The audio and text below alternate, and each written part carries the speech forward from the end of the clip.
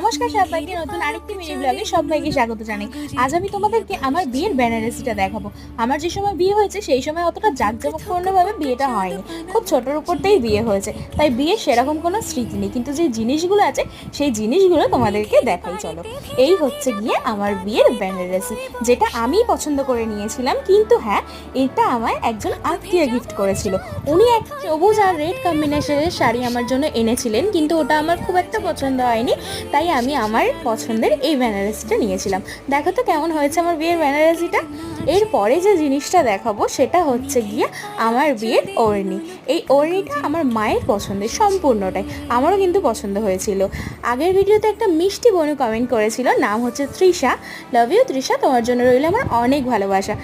তুমি আমাকে দিদি বলে অনেকটা সম্মান দিয়েছো। এরপরে যে শাড়িটা দেখাবো, এই শাড়িটার সাথে জড়িয়ে রয়েছে আমার অনেক স্মৃতি। পরের পার্টে নিশ্চয়ই তোমাদেরকে বলবো। আজ আসি।